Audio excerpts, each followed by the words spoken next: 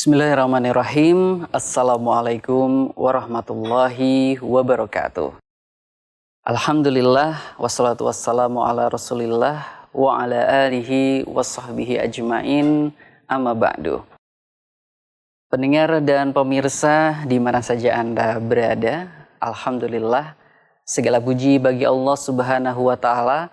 Kita panjatkan syukur kita kehadirat Allah atas kenikmatan yang tentunya begitu banyak yang telah Allah limpahkan kepada kita semuanya. Semoga tentunya kita semuanya dalam keadaan sehat walafiat dan senantiasa dalam keberkahan dari Allah Subhanahu wa taala. Amin ya rabbal alamin. Pendengar dan pemirsa yang semoga dirahmati Allah Subhanahu wa taala. Setiap perjalanan memiliki kisah dan setiap kisah menyimpan hikmah. Dari langkah pertama dalam mencari ilmu hingga akhirnya dapat berbagi dengan sesama. Ada perjuangan, pengorbanan, dan ketulusan yang menyertai setiap langkahnya. Inilah program Jejak Dakwah, sebuah perjalanan menelusuri kisah para ustadz, bagaimana mereka memulai, tantangan apa yang mereka hadapi, dan bagaimana ilmu yang mereka pelajari menjadi bagian dari kehidupan mereka dan juga bermanfaat bagi sesama. Ya, simak kisah inspiratif di kesempatan kali ini dalam program Jejak Dakwah. Dalam kesempatan kali ini kita akan mengetahui kisah perjalanan dari salah seorang ustadz kita, yaitu Ustadz Arif Syarifuddin LC Hafidhullah, dalam menuntut ilmu syar'i dan kontribusi beliau dalam dakwah hingga saat ini.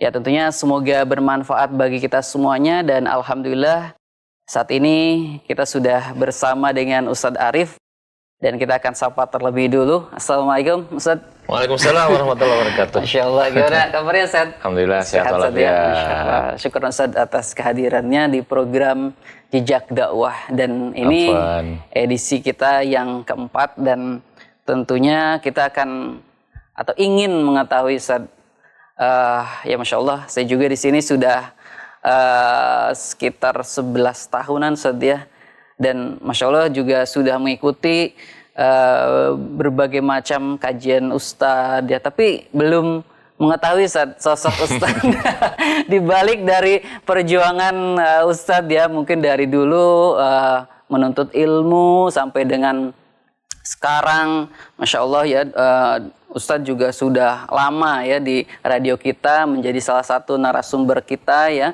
di program-program acara live radio kita FM dan TV Sunnah, dan Ustadz juga mungkin menjadi pengasuh ya beberapa pondok pesantren yang tentunya ini juga sangat, Masya Allah, sangat bermanfaat ya dan berkontribusi ya untuk umat Islam ya dalam penyebaran dakwah. Baik Ustadz, tentunya kita tidak akan berpanjang lebar lagi, dan sebenarnya kita juga ingin tahu gitu Ustadz ya, kisah dari Ustadz, mungkin dari semenjak Ustadz kecil ya, mungkin beranjak remaja, selanjutnya mungkin menuntut ilmu, dan juga Ustadz juga Masya Allah sempat belajar ke Madinah juga Ustadz ya, dan setelah itu juga kiprah Ustadz sempat di Jogja cukup lama Ustadz ya, di Jogja, Masya Allah, pulang ke Cirebon, dan memang Ustadz juga putra Cirebon asli Ustadz ya. Asli lahir di Cirebon. Lahir di Cirebon Ustadz ya, dan mungkin kita sedikit akan mempersilakan kepada Ustadz untuk bisa menyampaikan, nanti kita akan gali lagi ya, mungkin kita dapat inspirasi dari Ustadz ini. Gimana sih Ustadz, dulu waktu kecil, apakah waktu kecil Ustadz juga sama seperti ya saya lah, mungkin saya kan masih usianya di bawah Ustadz, cukup jauh Ustadz ya. Nah, bagaimana Ustadz waktu kecil sehingga Ustadz sangat ingin berkonsentrasi Ustadz ya dalam menuntut ilmu agama, dan bahkan istilahnya sekarang kiprah Ustadz di dalam dakwah ini Masya Allah gitu Ustadz ya, bahkan tidak hanya di Cirebon saja tapi sudah istilahnya sudah cakupan nasional. Ini bagaimana Ustadz perjalanan awal dari masa kecil Ustadz ini Ustadz? Masya Allah ya, ini baru kenalan ceritanya. Iya, baru kenalan Ustadz. Iya. Baik, bismillah, alhamdulillah, wassalatu wassalamu ala rasulillah wa ala alihi wa sahbihi wa man ittaba hudahu ila yaumil qiyamah wa ba'd. Eh, Sebelumnya mungkin saya ingin menyampaikan ya, ini sebagai pendahuluan ya. Iya. Saya merasa tidak ada yang istimewa sebenarnya ya dalam perjalanan hidup saya sampai saat ini. Karena kalau bicara masa kecil dulu ya kayaknya samalah seperti anak-anak yang lainnya gitu. Kita biasa pagi ya mungkin kalau udah masanya masuk sekolah ya gitu kan, SD ya, waktu di SD gitu misalnya, kita berangkat sekolah. Di Cirebon juga Ustaz ya? Ya, SD. saya SD saya di dekat sini aja, di SD Kang Raksan, ya, SDN Kang Raksan 1. Iya. Tidak jauh lah gitu. Waktu itu kita memang biasa jalan kaki ya. Nah, jadi intinya sih waktunya sudah pulang sekolah, kita ya biasa bermain sama teman-teman. Waktunya hujan-hujanan gitu ya. Mandi-mandi di kali ya kan. Bahagia lah istilahnya masa kecil kita dulu Ustaz ya. Wah, karena rumah saya itu kebetulan memang di pinggir kali. Oh, Jadi gitu. saya orang sungai gitu ibaratnya, jadi biasa mandi di sungai. Iya. Bahkan ketika air pasang pun, banjir pun, kita kadang-kadang sama anak-anak yang lain ya istilahnya apa ya, kadang nekat sedikit ya gitu ya. Istilahnya apa, terjun dari jembatan ya, tahu ya mungkin di dekat pasar itu. Iya. Nah, dari situ kita terjun ketika air pasang gitu ya. Tapi kita pakai alat bantu yaitu ban ya istilahnya, yang istilahnya mungkin bisa jadi pengaman, walaupun ya itu termasuk nekat ya kalau zaman sekarang ya. Karena orang tua mungkin kalau lihat khawatir gitu. Tapi karena kebetulan rumah saya di pinggir sungai, jadi kalau terjun dari situ tuh langsung nanti minggir sampai ke rumah. Oh gitu, Masya Allah. Ya itu, terus cuman memang kebetulan ya ayah saya seorang guru ya, jadi memang istilahnya mungkin entah apakah ada bakat yang nular ke saya gitu ya dari ayah, karena ayah seorang guru, jadi istilahnya dalam beberapa momen kadang saya juga sering diajak waktu kecil, dari sejak kecil sebelum saya sekolah SD pun sering diajak kadang ke sekolah. Kadang juga melihat bagaimana bapak atau ayah itu ngajar ya istilahnya di waktu itu di sekolah teknik STN 2 yang jurusannya khusus untuk bangunan. Nah juga di situ mungkin ya istilahnya saya dari sejak sebelum masuk SD ya, jadi ya mungkin sekitar 5 tahun gitu. Ya saya dengan kakak, karena saya dengan kakak itu jaraknya hanya 1 tahun 3 bulan atau 4 bulan begitu. Itu kita belajar ngaji lah gitu ya kepada salah seorang guru di kampung, yang beliau ya kita kenal memang seorang qori lah, anggap aja begitu. Jadi kita belajar sama beliau sampai kita bisa betul-betul lancar baca Quran. Ya, alhamdulillah itu sih sebenarnya sangat memberi pengaruh juga ya yang besar. Jadi di mana pada saat istilahnya nanti ketika saya sudah beranjak SMA itu kan atau dari sejak SD saya memang senang dengan kegiatan-kegiatan ya apa ya istilahnya kesiswaan begitu. SMP juga saya aktif di Pramuka, di PMR, OSIS ya. Begitu pula di SMA. SMA dari kelas 1 pada saat saya aktif di awal itu di ya semacam paskibra lah. Kalau di SMA saya kan di SMA 1 ya. Kalau SMP-nya SMP 4. Jadi saya terus terang aja itu belajar dari sejak kecil itu belum pernah duduk istilahnya di pesantren. Jadi semuanya sekolah itu sekolah umum sampai dengan SMA ya. Di mana di SMA saya aktif di kegiatan paskibra lah gitu. Kalau di SMA 1 namanya Pasus ya gitu ya. Dan sampai dengan kelas 2 semester genap ya, saya baru mulai di sana tertarik untuk bergabung ya dengan teman-teman di remaja masjid, ya, SMA Negeri 1, ya. Dan apa yang membuat saya waktu itu kok tiba-tiba beralih ya, dari tadinya kegiatan di Paskibra, ya, kemudian berpindah ke kegiatan remaja masjid. Ya. Karena terus terang aja satu hal diantaranya saya melihat Masya Allah gitu. Jadi ibaratnya tuh anak-anak remaja masjid ini, teman-teman yang aktif remaja masjid ternyata prestasi akademiknya luar biasa. Jadi dan saya boleh sebutkan di sini salah satunya adalah kakak kelas saya, Ustadz Ahmad Tonari. Oh, Masya Allah. Ya, hafidhahullah ta'ala, yang sekarang juga Masya Allah berkecimpung dalam dakwah juga. Itu memang dari cek SMA beliau Masya Allah, jadi berprestasi dan bahkan pernah menjuarai juara pidato gitu ya, istilahnya gitu se-kota Cirebon. Dan masih ada lagi di sana beberapa orang yang Mas Adi rahimahullah, yang saya lihat pada saat upacara setiap hari Senin tuh kadang ada yang dipanggil maju karena prestasi ini, prestasi itu banyak dari kalangan anak-anak atau teman-teman remaja masjid lah gitu. Dari situ saya mulai coba, kok gimana kok mereka bisa seperti itu. Ternyata memang begitu saya masuk tuh memang ada kegiatan belajar bersama gitu, yang menunjang istilahnya di situ kita supaya bisa lebih baik dalam belajar gitu. Ya, intinya di situ di samping kita tentunya banyak saling belajar ya satu sama lain terkait dengan pelajaran-pelajaran sekolah, tapi kita juga ada kegiatan-kegiatan di remaja masjid di situ. Nah, salah satunya waktu itu adalah mendatangkan seorang guru, seorang ustadz, ya, untuk mengajarkan bahasa Arab. Saat itu yang pertama kali, akhirnya yang saya ingat ya di situ bahwa beliau Ustadz Salman ya, rahimahullah ta'ala ya. Saya tidak sempat lagi berjumpa sampai ada berita beliau meninggal. Itu yang selalu datang ya setiap pekan. Jadi dari luar Set ya? Ya dari luar. Jadi istilahnya itu DKM istilahnya, DKM masjid yang memang dari kalangan ya teman-teman lah gitu remaja masjid ini kita undang istilahnya di situ untuk datang mengajar kita bahasa Arab. Dari situ saya mulai mengenal lah gitu ya pelajaran bahasa Arab, karena kalau di sekolah kan nggak ada. Bahkan kalau di sekolah saya kan ngambil jurusan IPS tuh, bahkan kita belajarnya bahasa Inggris ya, bahasa Jepang gitu-gitulah gitu ya. Jadi nggak ada pelajaran bahasa Arab ya. Nah dari situ kita dengan teman-teman ya istilahnya sampai ketika kita lulus,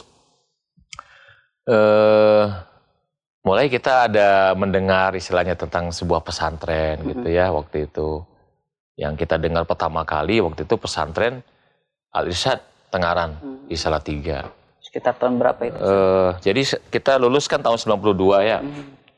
Jadi saya begitu lulus tahun 92 itu sempat pas Ramadan ya, itu kita ikut ya, saya dan ada beberapa gitu ya, ikut istilahnya itikaf di sana gitu.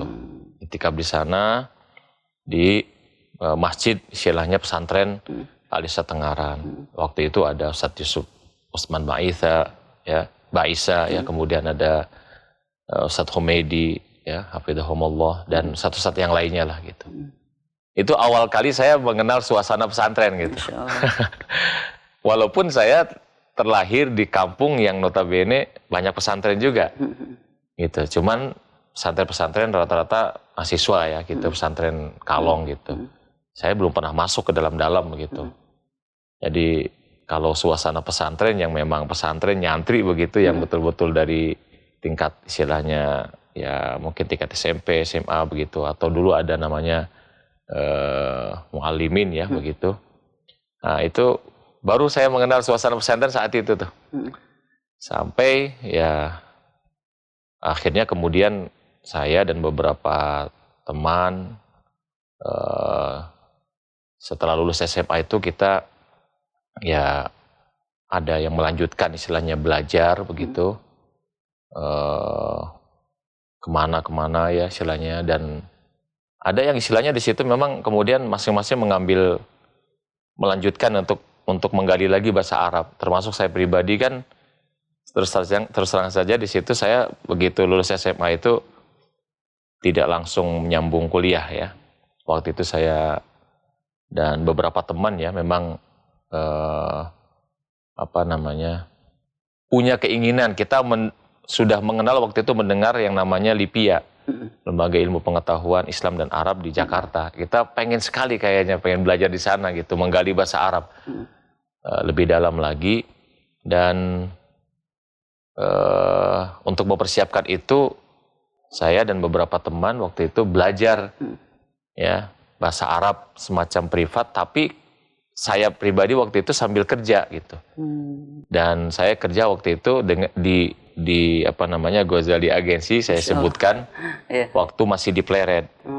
Ya di pagi hari ya sebelum masuk kerja kita belajar, datang kepada salah seorang ya guru lah semacam kita mungkin privat, hanya beberapa orang saja memang tidak banyak yang belajar sama beliau. Dan sampai selesai kerja kita sorenya belajar lagi gitu sama beliau. Dan kemudian kurang lebih itu 8 bulan lah gitu ya. 8 bulan sampai sekitar mungkin 2 bulan lagi ya menjelang ada tes untuk pendaftaran ke LIPIA. Ya saya dan beberapa yang lainnya termasuk Ustadz Said ya, Riana yang juga satu SMA, satu alma mater sama saya. Kita belajar lagi di situ lebih intensif. Jadi belajarnya di situ dari pagi ya jam 7 sampai duhur. Ya selama 2 bulan itu ya kita sebutkan saja tidak mengapa di sini karena memang kita harus sebutkan ya beliau punya keutamaan bagi kami, yaitu Al-Ustadz Muhammad Umar Sewed ya, hafizahullah taala. Nah, di situ kami tentunya banyak sekali ya, artinya pelajaran bahasa Arab yang kami bisa dapatkan. Ya, sampai kemudian sudah waktunya tiba untuk untuk tes ya. Kami berangkat ke Jakarta. Dan alhamdulillah ya saya termasuk yang diterima lah begitu. Ya, hanya saja memang waktu itu kan ada pembagian ya untuk masalah kapan mulai masuknya karena mungkin ruangan yang memang mungkin terbatas. Jadi ada yang masuknya di gelombang awal, ada masuk gelombang kedua. Nah, saya kebetulan masuk di gelombang yang kedua gitu. Itu di ya sekitar bulan Januari lah baru masuk begitu. Nah, jadi dari situlah saya kemudian belajar bahasa Arab, walaupun memang ya tetap saja lah artinya masih harus mengejar ketinggalan lah gitu ya, karena kan ya kami basicnya tentu dari sekolah umum ya, jadi bagaimana caranya mengejar ketertinggalan? Memang di situ di awal-awal berat ya. Karena banyak sekali mungkin kosakata yang tentunya belum kami ketahui, apalagi di sana kan dosen-dosennya mayoritas ya, itu mayoritas bahasa Arab semua kan gitu kan. Bahkan istilahnya ada seorang dosen yang mengajar khot dari Indonesia pun dia pakai bahasa Arab juga begitu ya istilahnya. Dan selebihnya memang dari luar Indonesia ya, ada yang dari Sudan, ada yang dari Mesir, ada yang dari Saudi begitu yang mengajar kami, ada yang dari Pakistan juga. Nah, jadi bagaimana caranya mengejar ketinggalan tersebut? Saya hanya mengingat saja waktu itu ada salah seorang dari dosen yang mengajar kami bagaimana supaya bisa cepat ya memperbanyak kosakata ya, supaya nanti bisa lebih lancar dalam berbicara bahasa Arab, yaitu ya mau tidak mau kita harus menghafal. Dan beliau ngasih trik ya waktu itu, seingat saya namanya Dr. Arif ya, sama dengan nama saya,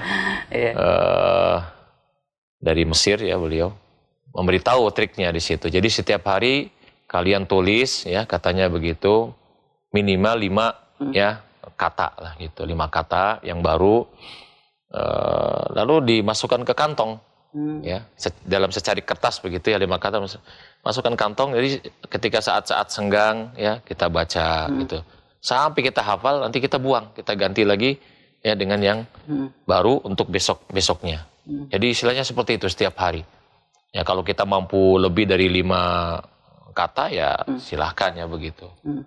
Nah ya memang sih subhanallah, memang pengaruhnya cukup besar gitu, sehingga kita bisa lah sedikit-sedikit istilahnya kemudian beradaptasi. Dan yang tadinya di awal-awal mungkin seringkali kita kalau ditanya masih bingung gitu, dan kadang-kadang minta syekhnya atau dosen untuk mengulangi pertanyaan, istilahnya Wadir Syekh gitu ya, apa sih Aid gitu, tolong Syekh ulangi lagi pertanyaannya, karena masih ada kadang-kadang di awal-awal tuh masih belum nyambung begitu. Tapi setelah itu alhamdulillah ya sudah mulai terbiasa mendengar juga gitu kan. Nah, setelah di situ saya kurang lebih 1 tahun, waktu itu saya masuk di Edad ya. Begitu semester 2 atau Mustawa Tsani dan menjelang ujian gitu ya, ujian semester. Ya, alhamdulillah datang istilahnya pengumuman saya diterima di Madinah begitu, di Universitas Islam Madinah.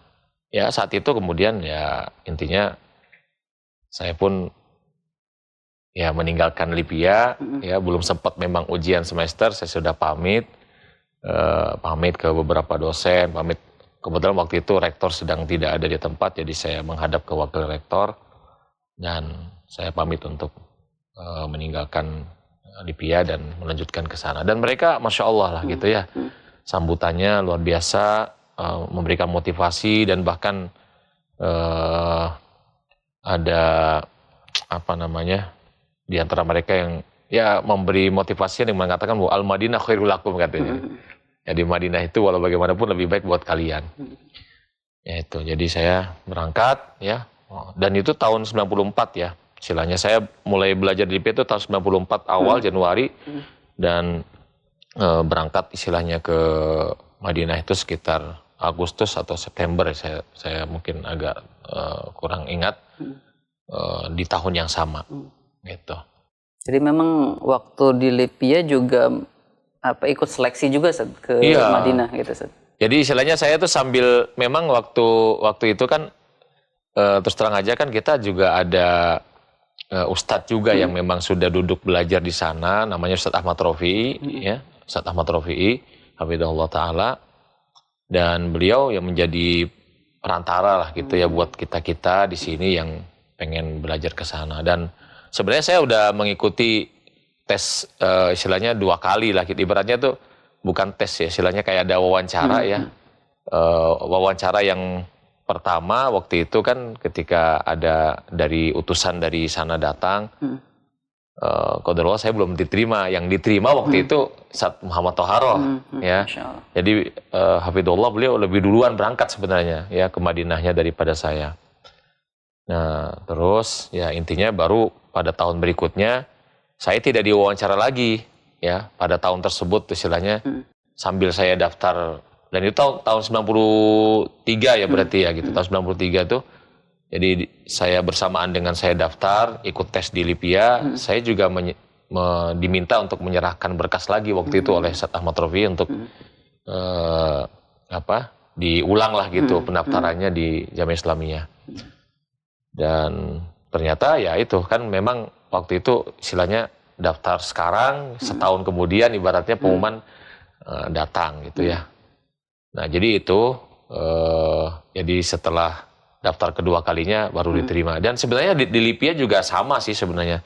Jadi saya pribadi itu 2 kali juga istilahnya di Libya daftar. Jadi begitu lulus SMA daftar, belum punya modal apa-apa, bahasa Arab masih ya sangat minim sekali.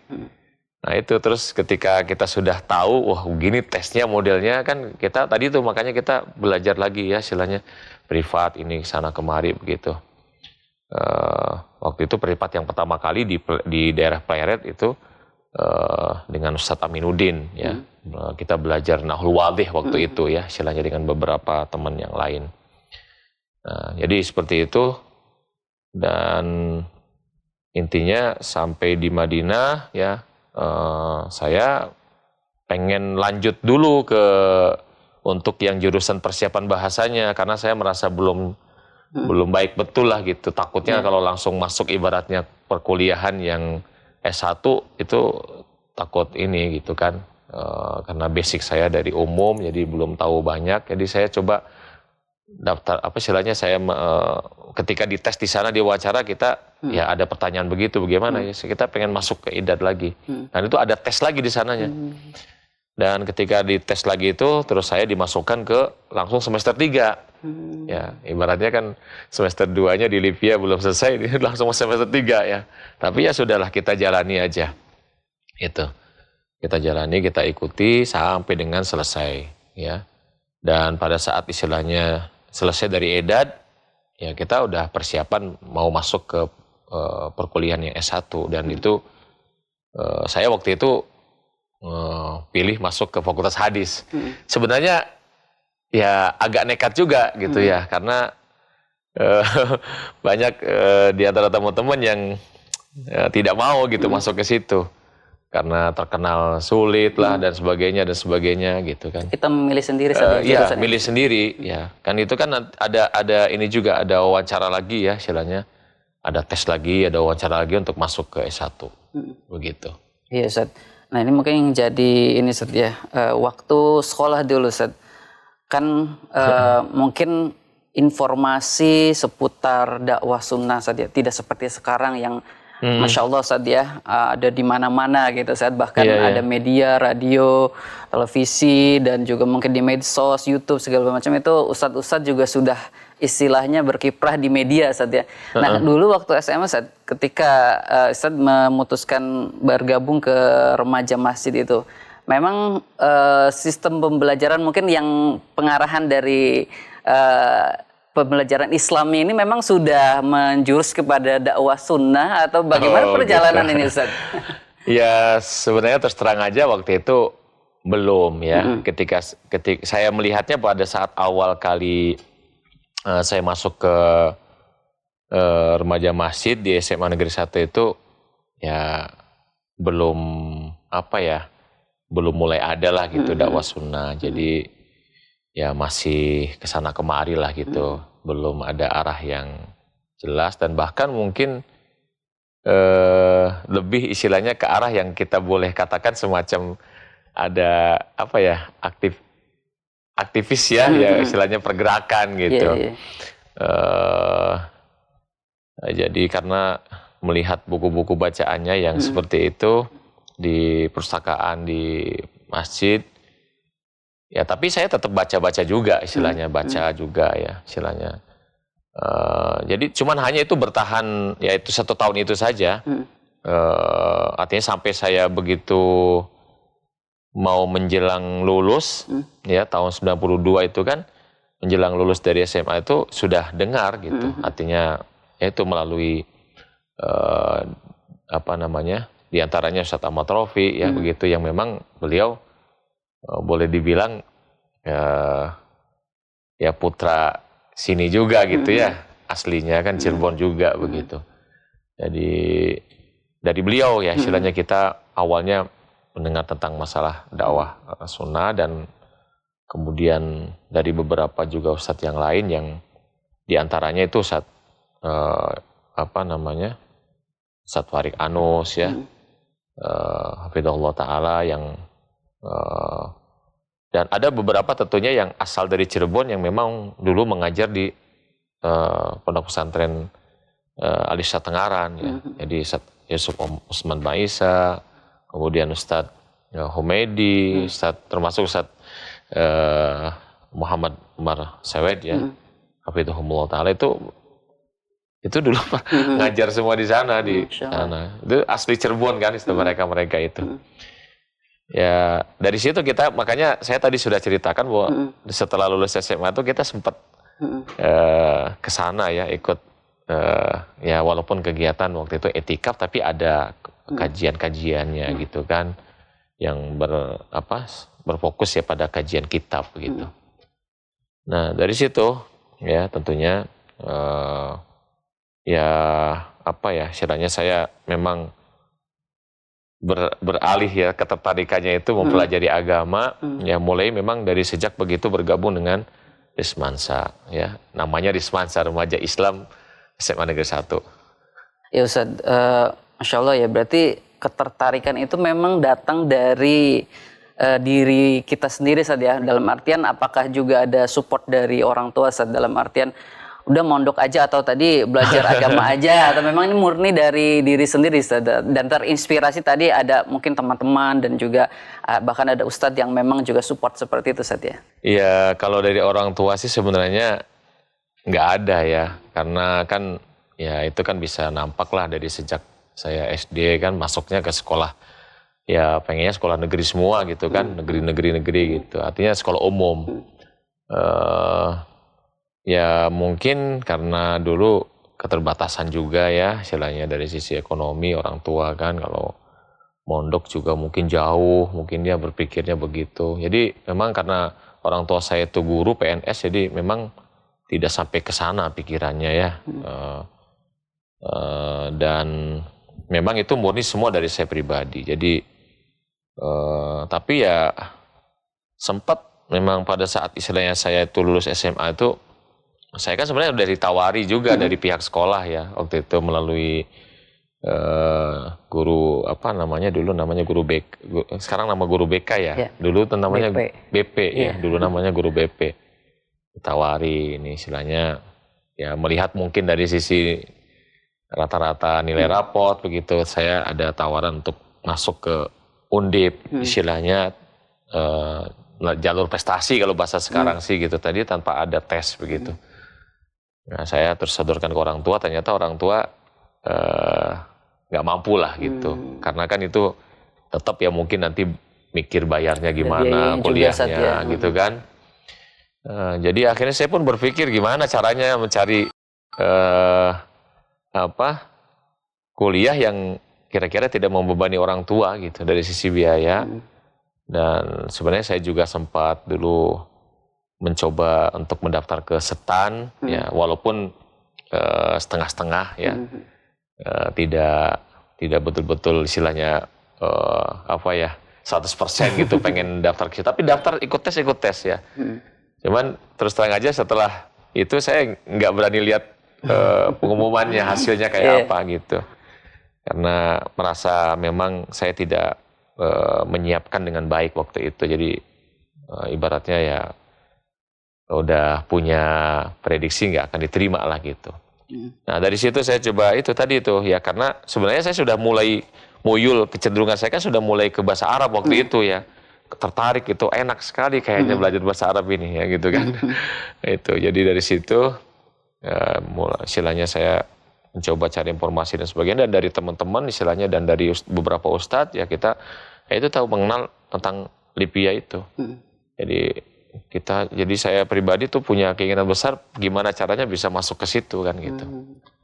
Nah jadi itu tadi itu, jadi harus privat lagi gitu kan untuk persiapan ke sana setelah setelah daftar yang awal kali ditolak kan, kita harus mengejar lagi ketertinggalan gitu.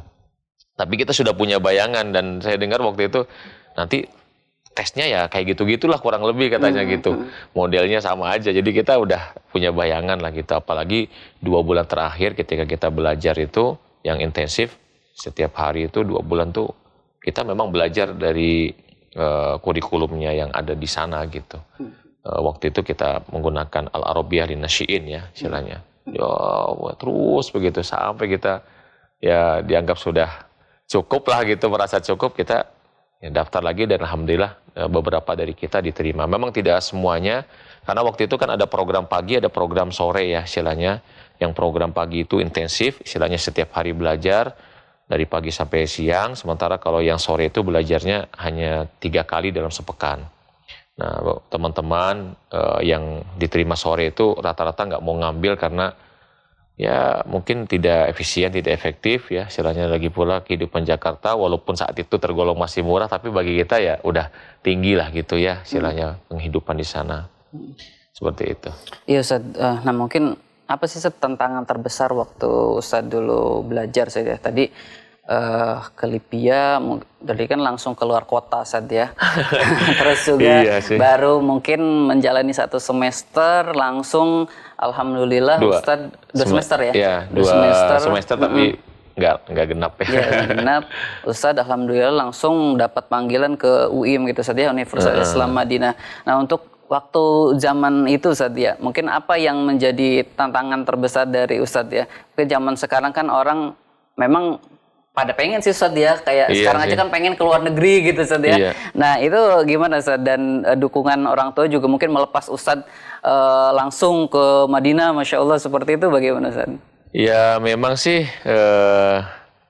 apa ya, ya ibaratnya kita dari Cirebon ini masih terbilang walaupun kota tapi ya kampung ya. Kita datang ke Jakarta saja itu kayaknya udah suasananya sangat berbeda, apalagi kan ya bahkan saya melihat sendiri ya bagaimana kadang-kadang kita di waktu itu kita pernah tinggal di asrama, harus jauh ya menuju ke kampus, itu harus pakai angkutan atau transportasi yang kadang-kadang di saat-saat kita di perjalanan tuh ya melihat banyak peristiwa kejadian kayak tawuran, ya ada banyak kasus copet lah macam-macam gitu di kendaraan tuh.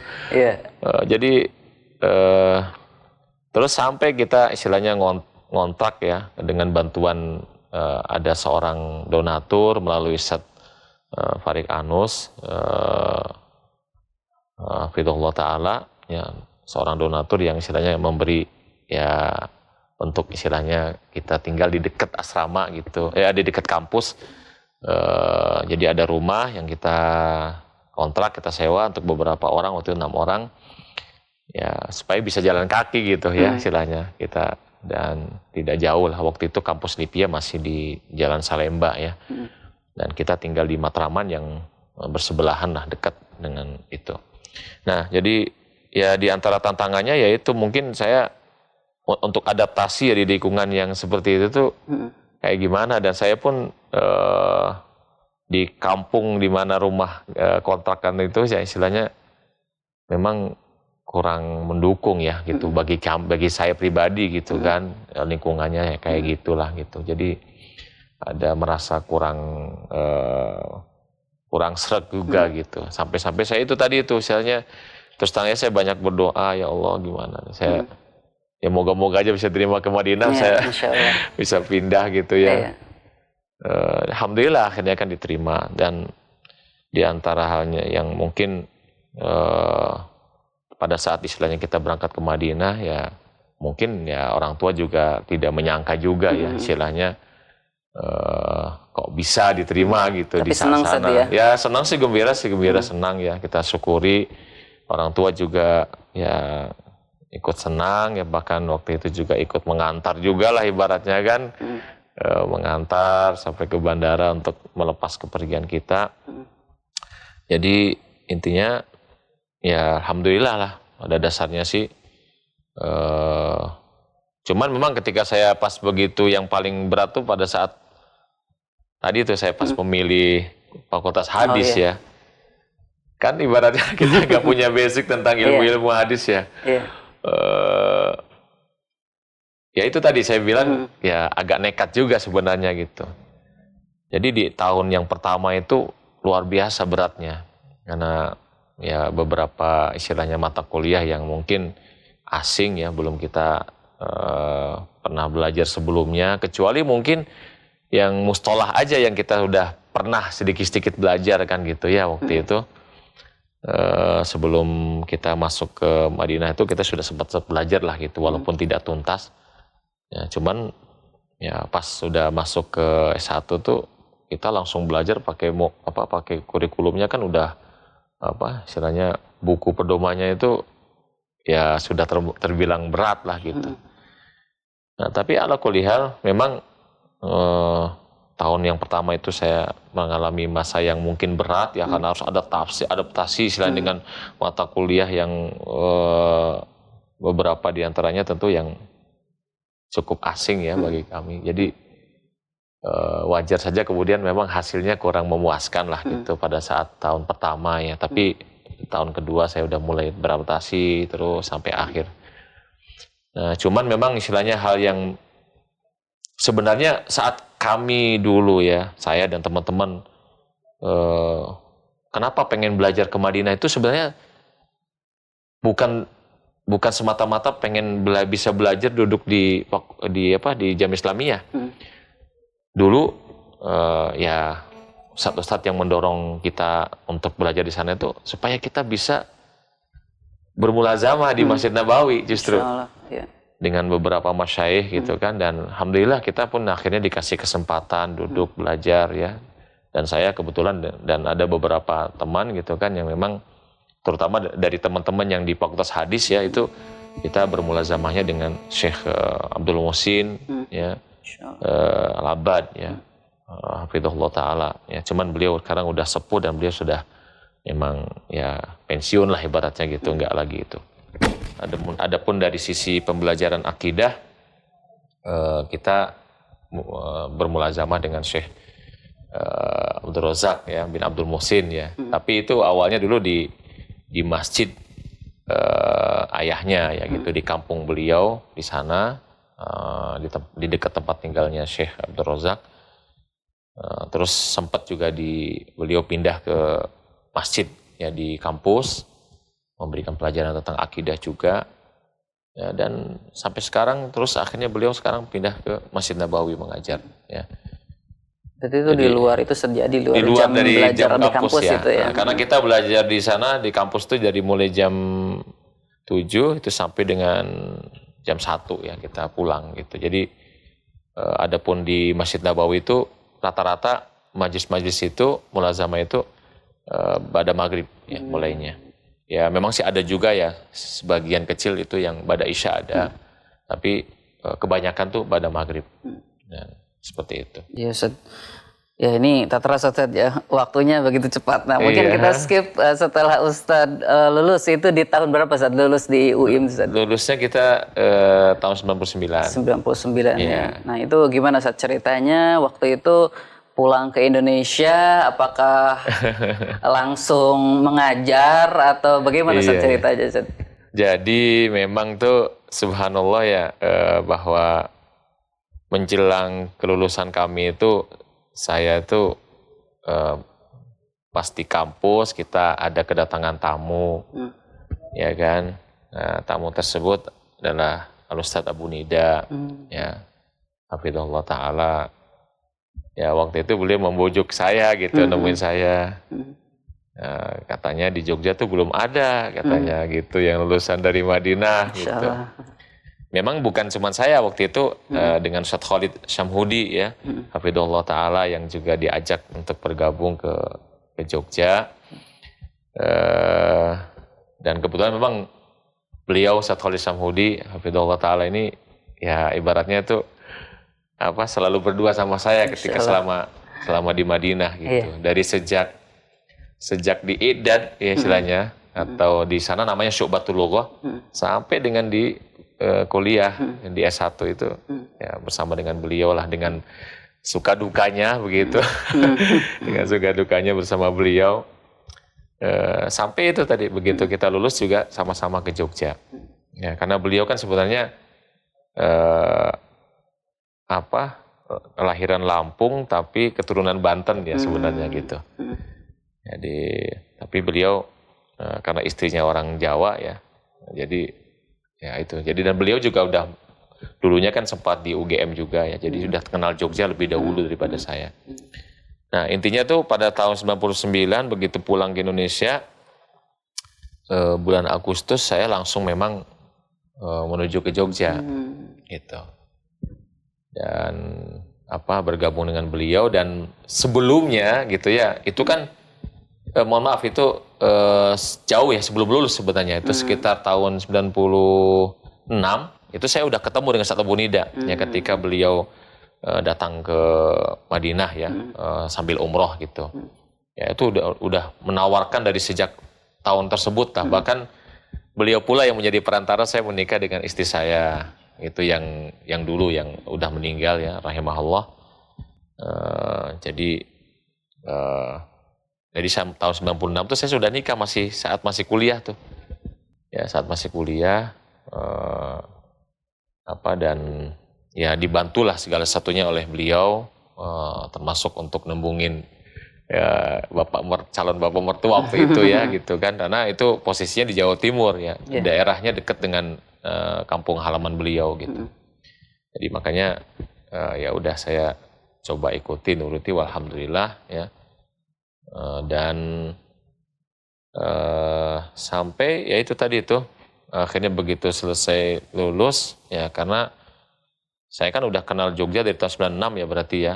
Nah, saya datang ke Jogja tahun 96, pengen lihat suasana bagaimana. Terus tahun 97 ya, begitu liburan ya, juga main ke sana.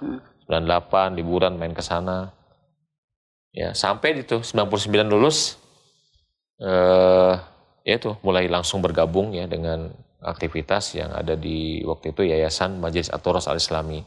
Dan yang pertama kali saya duduk di sana di Ma'had Jamilur Rahman bersama Ustadz Khalid ya Samhudi selama 1 tahun ya. Begitu setahun selesai di Jamilur Rahman itu mulai selesai pembangunan pondok yang lain yang itu kemudian diberi nama dengan Islamic Center Bin Bas. Lalu saya diminta Ustadz Abu Nida untuk pindah ke sana karena jaraknya lumayan, ada sekitar 7 kilo. Jadi saya pindah ke sana dan waktu itu saya langsung, itu tahun 2000 ya. Tahun 2000 saya langsung diminta untuk jadi mudirnya gitu. Sampai tahun 2008 saya di sana, dan memang ya memang waktu itu pas di Islamic Center Bin Bas itu ya ibaratnya yang dari Madinah saya sendiri, dan waktu itu kan Ustadz Khalid Samhudi ada di Jamilur Rahman masih. Dan ada beberapa ustadz-ustadz yang sekarang Masya Allah gitu ya, Ustadz Abu Isa, Ustadz Abu Isa dan sebagainya begitu. Jadi ya sebenarnya waktu itu saya niatnya pengen cari pengalaman cuma 5 tahun aja di Jogja tuh. Ibaratnya awal kali perbincangan dengan Ustadz Abu Nida, ya udah nggak apa-apa Ustadz. Saya bilang, saya mungkin ya cari pengalaman 5 tahun aja. Cuman qadarullah katanya begitu 5 tahun berjalan tuh, ya belum ada ibaratnya tambahan amunisi lah gitu. Maksudnya amunisi itu SDM ya yang bisa iya gitu. Jadi akhirnya lanjut terus ya. Akhirnya kebablasan sampai sekitar tahun 2013 baru saya pulang kampung. Itu pun setelah bapak ya, orang tua itu meminta untuk ketiga kalinya untuk pulang. Sebenarnya orang tua tuh sudah minta pulang tuh dari sejak ibu meninggal tahun 2005. Saya disuruh pulang ya sebenarnya. Terus tahun 2007 juga diminta lagi untuk pulang. Cuman saya bilang ini masih belum selesai pekerjaan saya harus mengegolkan waktu itu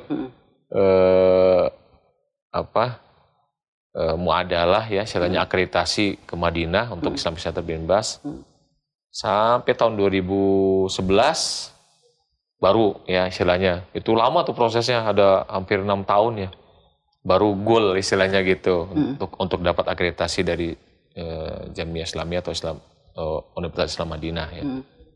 Nah, tapi waktu itu orang tua kebetulan belum minta lagi gitu sampai tahun 2012 itu. Akhir 2012 akhir. Ya karena ada beberapa mungkin ya biasalah namanya orang tua, ibu sudah nggak ada, kemudian mungkin hal yang harus istilahnya ditemani, didampingi ya.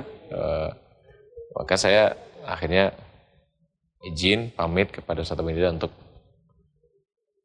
pulang ya ke Cirebon ya, tapi memang istilahnya kita masih ada ikatan sampai sekarang, dan saya pun masih sering mengunjungi ke sana karena terus terang saja saya pun masih diamanati ya untuk jadi pengawas di sana gitu di yayasan.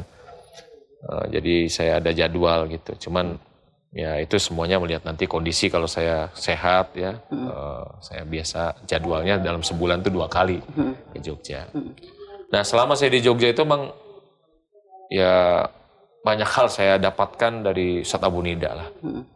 Masya Allah lah istilahnya, beliau walaupun mungkin ya beliau juga seorang lulusan dari Saudi juga ya, istilahnya dari Jamiatul Imam Muhammad bin Saud ya di Riyadh begitu. Cuman memang kesabaran beliau dalam dakwah dan tawaduknya beliau ya. Dan beliau selalu mengingatkan kita itu dalam masalah keikhlasan ya. Selalu beliau mengatakan bahwa maka nadilah bahwa abqal gitu ya. Jadi apapun yang itu karena Allah, insya Allah itu akan langgeng gitu. Ya. Ya, itu diantara hal yang sangat berkesan dengan, artinya saya banyak mengambil ilmu sebenarnya dari beliau, walaupun prakteknya saya tidak bisa seperti beliau. Di sisi lain beliau seorang yang memang berani gitu ya. Maksudnya dalam menyampaikan dakwah itu kepada siapapun, akademisi, bahkan istilahnya kadang berdialog, berdebat dengan profesor-profesor pun ya udah biasa, padahal beliau kan ibaratnya hanya lulusan S1 ya. Cuman pengalaman beliau yang banyak ya, istilahnya dalam dakwah, karena beliau sebelumnya menjadi salah satu utusan Dewan Dakwah Islamiyah yang diutus untuk berdakwah ke pedalaman Kalimantan ya gitu, bersama dengan Ustaz Rafiq Kufron ya. Ya, hafidhahumullah taala. Iya Ustaz. Tuh setelah di Cirebon Ustaz ya, itu tidak berhenti Ustaz ya, dalam artian mungkin kiprah Ustadz tadi setelah lulus dari Madinah itu nggak langsung ke Cirebon gitu saja, langsung ke Jogja karena panggilannya mungkin lebih apa Ustadz? Apa kita juga pengen cari tantangan ya gitu, cari tantangan di luar kayak Cirebon apa sih? Ya? Iya, kalau Cirebon kan kita udah tahu jagat lah istilahnya. Kalau di sana kayak apa sih Jogja kan gitu. Tapi saya kan sudah mulai mengawali dari tahun 96 begitu, saya dikenalkan ya istilahnya dengan seseorang ya itu tadi ya yang jadi calon, akhirnya jadi istri saya itu sampai istilahnya ya tadi itu setiap saya pulang liburan ya saya udah mencoba untuk mengenal Jogja dan sebagainya, dan kadang-kadang bantu-bantu juga tuh istilahnya ngisi ngisi pelajaran, mengganti misalnya Ustadz Abu Nida berhalangan, saya menggantikan beliau gitu kan ya, atau itu ya bantu-bantulah, ngajar-ngajar sedikit lah gitu istilahnya, dari mulai yang istilahnya anak-anak ya sampai dengan yang tingkat kalau di Jamlur Rahman saat itu kan itu ada idad mualimin lah gitu, atau idad duat ya gitu. Jadi kita bantu-bantu ya istilahnya, kadang-kadang itu mengisi waktu libur ya istilahnya, mengisi waktu libur sampai tadi itu, sampai kita lulus baru kita mengajar resmi. Nah, iya Ustadz, bisa disampaikan Ustadz, ketika di Cirebon ini Ustadz, kegiatan Ustadz sekarang selain mungkin juga kita alhamdulillah ya dengan kehadiran Ustadz di Cirebon, radio kita juga istilahnya tuh bisa mengambil faidah gitu saja dari ilmu Ustadz ya. Mulai itu juga kalau tidak salah 2013 Ustadz kesini tuh langsung ke radio juga, sedia langsung nyambung ke radio. Ya mungkin ya, saya lupa juga ya. Karena saya juga waktu itu emang ya intinya langsung mulai mengajar, aktif ya. Langsung aktif mengajar dan langsung aktif di radio juga ya kalau tidak salah begitu. Sekarang di pondok mana saat yang mungkin diasuh oleh Ustadz, selain mungkin di Asuna juga, terus di Abu Bakar sedia, Tahfidz Abu Bakar itu kan tahfidz ya, khusus tahfidz ya, dan juga kemudian saya dan teman-teman juga yang sebenarnya juga orang-orang dari sini juga, dari Asunah juga yang merintis di Kuningan ya, ada khusus untuk akhwat tapi untuk putri Mahat Tahfidz Al-Humairah ya istilahnya baru seumur jagung lah untuk di sana. Jadi ya kebetulan dulu juga di Asuna sendiri kan saya diamanahi juga ya, sempat diamanahi untuk memegang di subbid pendidikan yang untuk urusan tahfidz dan tahsin ya selama beberapa periode lah gitu, atau beberapa tahun gitu ya istilahnya, sampai saya merasa ya mungkin sudah saatnya nih yang milenial yang kalau saya kan bukan generasi milenial ya sudah ya sebelum itu, jadi memberi kesempatan kepada yang muda-muda, dan alhamdulillah ya sekarang di Asuna masya Allah lah gitu, kita tidak kekurangan juga istilahnya amunisi, istilahnya SDM ya. Jadi ada yang menggantikan, ya walaupun ya memang tetap ya istilahnya namanya kita dalam pendidikan itu tetap terus ya mencoba untuk meningkatkan ya diri ya, dan alhamdulillah sampai kemudian kita ada datang Syekh ya Abu Marwan yang sangat membantu juga, dan ya alhamdulillah ya dengan melalui tangan dingin beliau ya sudah mulai ya istilahnya tuh, terutama yang ikhwan yang putra ya sudah mulai ada yang selesai 30 juz gitu ya. Luar biasa pencapaiannya gitu sekarang ya, alhamdulillah. Nah, ya Ustaz. Nah, mungkin perbedaannya waktu di Jogja sama di Cirebon saat pulang kampung gimana Ustaz? Nah, walaupun sebenarnya sama-sama sibuknya Ustaz ya di sini gitu kan. Nah, apa yang menjadi ini, dan bagaimana mungkin cara mengatur waktu Ustaz dari berbagai macam kesibukan, dan bahkan ke Jogja juga masih Ustaz ke sana gitu. Iya, jadi untuk memang mungkin istilahnya kan perbedaannya kalau di Jogja ya di Jogja itu kan masyarakat ya rata-rata kalau di kampung, di pelosok-pelosok ya itu ya masyarakat Jawa ya istilahnya, mereka orang-orang tua rata-rata yang ikut istilahnya. Kadang ya saya juga kan waktu itu ikut aktif juga ya istilahnya dakwah ke pelosok-pelosok di pedesaan di sana, ke Gunung Kidul ya, wah masuk blusuk-blusuk lah gitu istilahnya. Ya memang salah satu hal yang mungkin kekurangan saya tuh kan saya nggak bisa bahasa Jawa halus lah atau gimana gitu.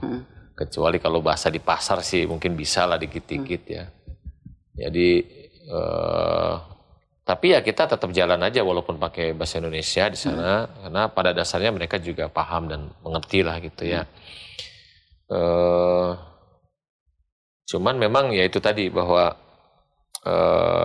lingkungan masyarakat di sana itu kita mendapati di Jogja itu kalau di pelosok tuh masih banyak yang memang sangat-sangat awam, bahkan di antara mereka itu yang terpencil banget tuh sampai nggak kenal itu ormas-ormas ya, apa ormas Muhammadiyah, apa ormas NU, apa ormas, sampai nggak kenal, udah pokoknya mereka ketika ditanya taunya Islam, tapi itu tadi masih ada yang belum bisa sholat, ada yang sebagainya. Jadi itu yang kita ya sempat istilahnya berkeliling ke beberapa pelosok, dan bahkan ya saya pun kadang dapat tugas juga ya dari Ustaz Abu Nida itu ke luar Jawa juga gitu, Sumatera, Kalimantan, Maluku istilahnya untuk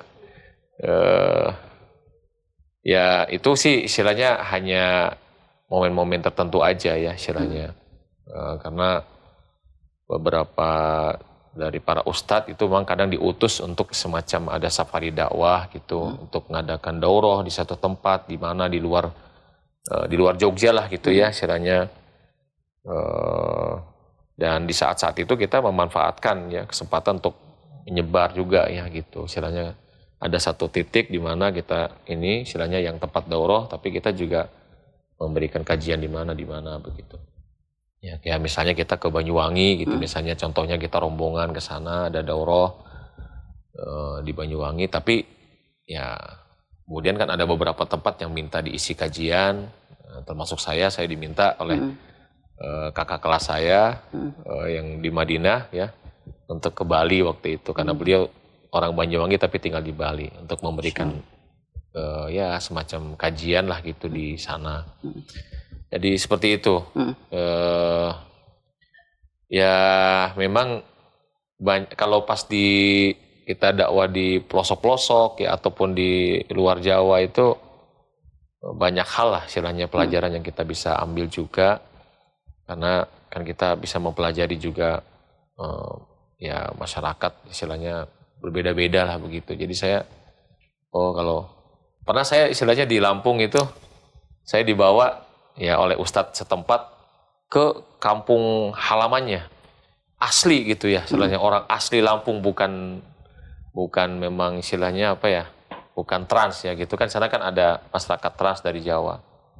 Jadi saya datang tuh udah disambut, dan kemudian udah mau masuk ke masjid istilahnya untuk memberikan ceramah tuh saya sudah dibilangi dulu dari awal, Ustadz pokoknya kalau di sini itu udah tes aja katanya gitu. Bilang haram, halal, halal.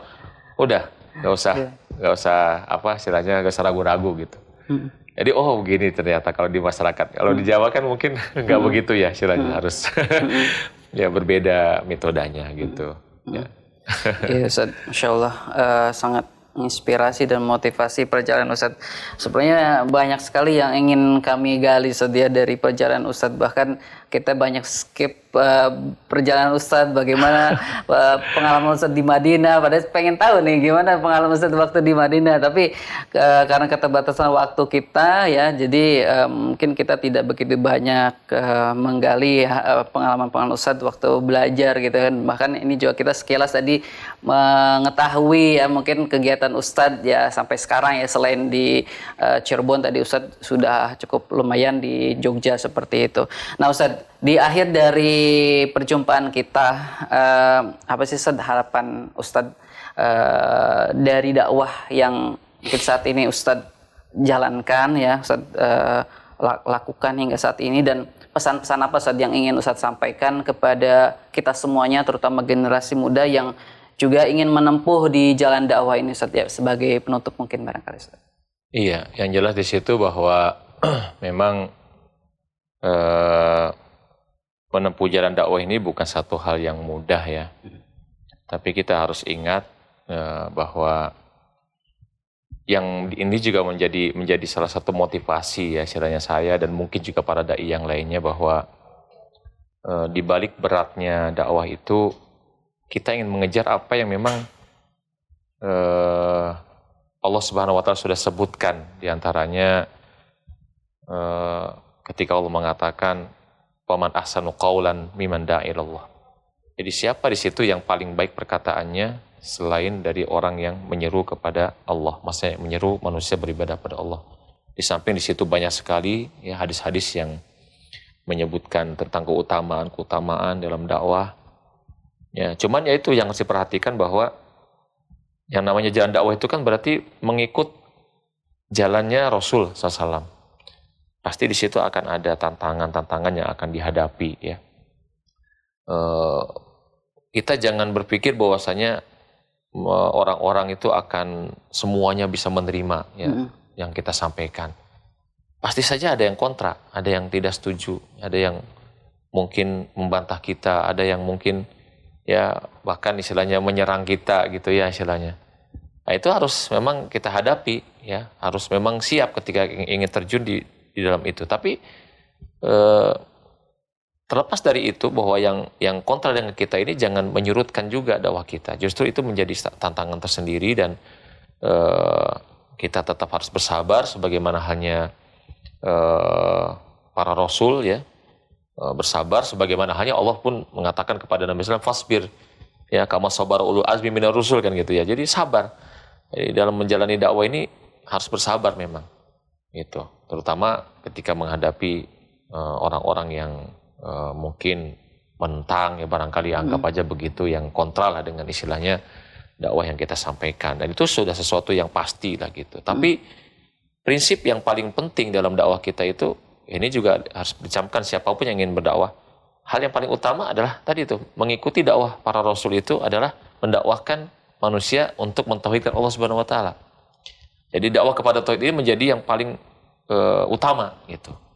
Dan itu yang harus difokuskan oleh kita ya, karena ya sampai sekarang pun kita masih mendapati lah gitu, ada orang-orang yang katanya ngakunya muslim tapi jatuh juga dalam kesyirikan misalnya, tanpa baik itu mereka sadari ataupun tidak mereka sadari, atau dengan paling tidak dengan syubhat-syubhat yang ada lah gitu ya, mengira bahwasanya itu bukan kesyirikan misalkan ya, walaupun menurut kita ya itu adalah kesyirikan yang istilahnya berdasarkan kepada dalil-dalilnya. Kita tentu tidak akan sembarangan juga yang menuduh orang berbuat syirik gitu ya, misalnya sampai kita memang tahu bahwa itu ada nas yang menunjukkan bahwa itu kesyirikan yang harus kita peringatkan ya kepada manusia.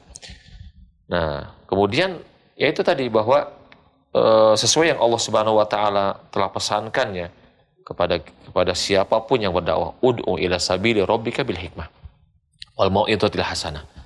Jadi dahulukan di situ berdakwah itu dengan hikmah. Ya. Nah, hikmah itu membutuhkan ilmu. Ya, ilmu dari kitabullah, dari sunnah Rasulullah SAW. Oleh karena itu setiap dai siapapun ya istilahnya yang ingin berdakwah ya harus terus ya istilahnya mendalami kandungan daripada Al-Quran ya, tafsirnya. Pilihlah di situ mungkin yang ringkas-ringkas dulu begitu kan. Kemudian juga mempelajari hadis-hadis Nabi SAW ya.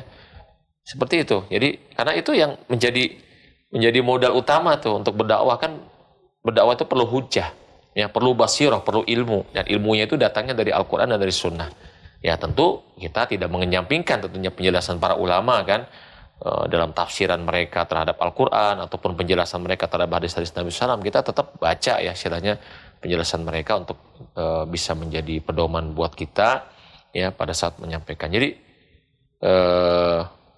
intinya itu ya bahwa kita harus mendahulukan hikmah dan juga mau'idhah hasanah. Artinya di situ mau'idhah hasanah ini ya memberikan apa ya?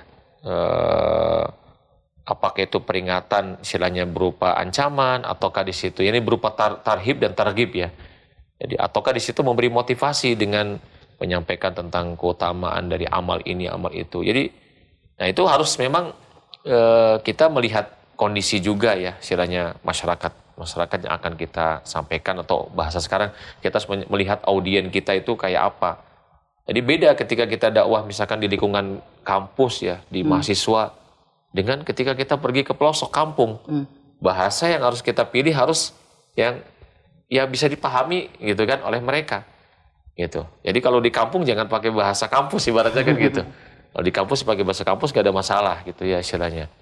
Jadi kita harus bisa melihat juga ya gitu istilahnya kondisi dan jangan lupa bahwa kita menyampaikan dakwah itu juga sesuai dengan kemampuan kita dan memang lingkup dakwah itu luas ya sebenarnya cakupannya dari sarana-sarananya juga dan zaman sekarang dengan media sosial teknologi yang canggih ya dibanding dengan zaman dulu dan saya termasuk orang yang agak sedikit gaptek mungkin jadi tidak begitu menguasai tentang media sosial dan teknologi yang ada sekarang ya kecuali mungkin dengan bantuan siapa mungkin istilahnya seperti sekarang kan kita pakai media ini ya istilahnya yang nanti mungkin disiarkan nah jadi intinya ya kalau memang mampu silahkan istilahnya seseorang menggunakan sarana-sarana yang ada ini karena itu ya sudah dibukakan ya istilahnya jangan sampai sarana-sarana tersebut dimanfaatkan oleh orang-orang yang ingin berbuat keburukan dan menyebarkan keburukan